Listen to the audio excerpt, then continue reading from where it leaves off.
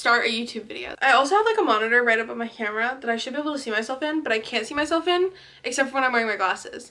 But with the glasses on, you can see the light, so I can't see myself. Anyway, hello. I don't know how to do this. I've been making videos on Book Tok for like a month, which Book Tok is so much less scary than BookTube. This is my Book Tok account, if you're not familiar. I literally started making the videos like a month ago, and it is already like so much fun. Anyway, a couple days ago I posted and I was like, would anybody watch if I uploaded longer format videos on YouTube? And overwhelmingly the answer was yes. So because of that, today I'm going to be talking about 6 of my 6-star books. Now, I have 20 something books that I consider 6-star books, and these are books that for me, 5 stars is not enough stars. These books stand out. They are just going to be like top tier books for me every time. Now, I have like maybe 20 books that fall into the 6-star books category. These aren't necessarily above any of the other ones. This shelf on the top of my bookshelf is where all my 6-star books live. The important rule of the 6-star book is that the 6-star books cannot be ranked within themselves, okay? They have no hierarchy. So in no particular order, these are my 6-star books. The first book that I love more than life itself is Everybody in This Room Will Someday Be Dead by Emily Austen. The day Emily followed me on TikTok was the day that I realized I was gonna die happy. This book for me was one of those books that you read and you're like, who is living inside my brain and who is writing my thoughts? Everyone in This Room Will Someday Be Dead is the story of a woman named Gilda who is suffering through a very intense depression. In trying to seek counseling, she ends up working for a church. Now, Gilda's a lesbian, she's an atheist, she does not fit in at this Catholic church. What was so special about this book to me was that there were so many excerpts of it that literally felt like my own internal monologue. I think that part of my love for this book is the time at which I read it. I read this during like a really low point in my life and I didn't really know how to explain what I was feeling, and this book explained it for me. This book literally has quotes in it that I have talked about in therapy, okay?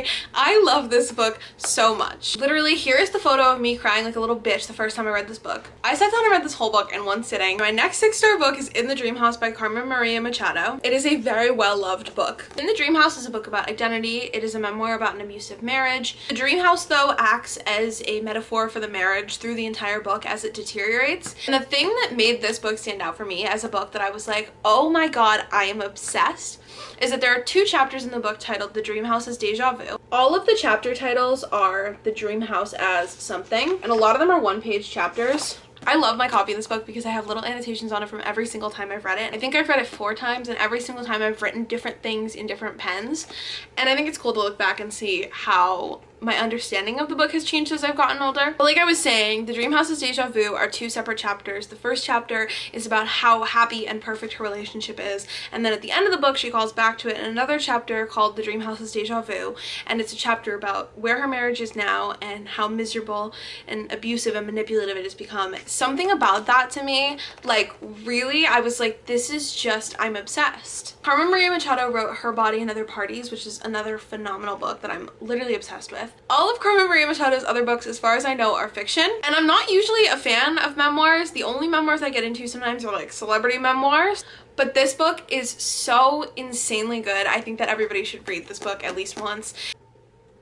The next book on my list is Yerba Buena by Nina LaCour. This book is actually such an interesting one to me because I knew nothing about it when I picked it up. I was in the airport on the way to go visit a friend in North Carolina, and I usually don't buy books one-off because I work at a Barnes & Noble and I get a 50% discount when I shop at my store or other Barnes & Nobles. So I didn't even plan on buying anything in this airport bookstore, but the airport bookstore in the Boston airport is literally gorgeous in the JetBlue terminal, so I was just like walking around looking at it. The cover of this book just really stood out to me, and I was like, wow, that's such a gorgeous book. And I knew that I probably didn't have enough books for my trip, so I was like, I'll just get it. So I paid full price for this, which for me is not something I do a lot. I had no idea what it was about, and 2 pages in, it was gay. Now, if you know anything about me, my brand is Sapphic Books. My brand at work, I run the Pride End Cap. My brand on TikTok, Sapphic Bookshelf, okay? I love to find Sapphic books. I ended up sitting down and reading it in one sitting through on the plane pretty much. This book is literally gut-wrenching. I read most of it through on the plane, and then I ended up getting to where I was going, and I didn't have a chance to finish reading the book. And then I went back to my friend's house that night. I had not seen my friend in like literally months. Okay, and I got to her house and I went and I had to go to this family party with her, and the whole time I was like, when can I get back to my book? Without spoiling it. The ending of this book has you hanging on to the last page to the point that I was literally holding the book like this, pacing back and forth at the end of her bed. The story starts with with a woman in her teenage years, leaving home and deciding to go start a new life somewhere else. She lives with a very abusive father, follows her through her life after her first love dies. She goes on to meet this boy who helps her kind of run away together, and she starts this new life. To me, this book feels like the song You're Gonna Go Far by Noah Kahan. It has the same vibes. You have to read the book and then listen to the song and you will just understand. I feel like the common theme so far is that I like sad books. Alright, then we have The Rachel Incident by Caroline O'Donoghue. This book is the story of a woman named Rachel and her best friend James as they start adulthood. This whole book is just about friendship. It's about the relationship that one of the two of them starts with the professor, and then that professor's wife and her friendship with Rachel. But really it's about the importance of Rachel's friendship with James and how they're there for each other through their 20s and into adulthood. This book was another one that I just could not put down. I was actually on a trip with my family, and there's a video of me sitting on the boat reading this book while everybody is off tubing behind me. I was like nuzzled up reading this book. Some of the twists this book takes are literally insane, but I'm obsessed with this book. This is the last one on the list. This is definitely gonna end up being a shorter video. Okay guys, so it was at this point of editing this video that I realized that actually I only talked about 5 books,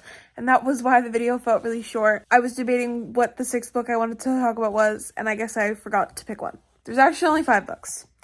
My bad. Maybe I'll have to make a part 2. The last book is a happier title and my most recent addition to my list. This is Yellowface by R.F. Kuang. Personally, as somebody who doesn't read a lot of fantasy, I hadn't read any R.F. Kuang when I picked this up. I just got excited about it because I had heard a very basic plot summary. I actually got it suggested to me on TikTok because somebody was talking about how the premise of the book is about an author who is white, and she publishes the manuscript of an Asian author and takes credit for it, and thus is doing Yellowface. But I had somebody on TikTok give that plot summary of it to me just based on the fact that it is an all-white book with a yellow cover. And I saw a TikTok talking about how cool that was, and I was like, oh, that actually sounds like kind of an interesting premise for a book.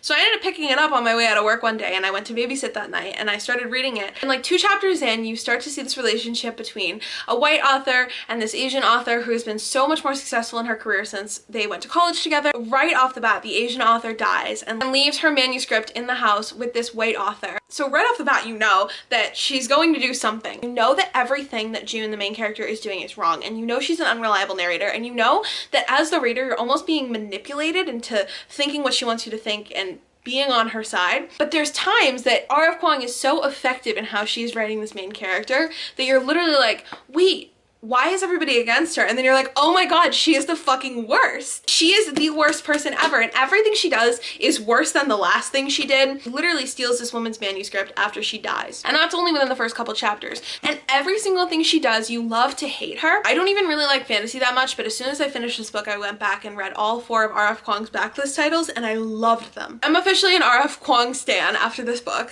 I do not have enough good things to say about this book, or honestly any of these books. These are some of the books that for me have like changed my life as a reader. There's so many more though that I feel like I should talk about at some point. Who knows? I don't know what I'm going to talk about on here. I need to figure out what I'm going to do with this YouTube account. Who knows? Maybe I'll never even upload again. At least for right now, I'm going to try and upload a couple Tuesdays a month. If you want to see me in short form, I post on TikTok every day. That's my TikTok.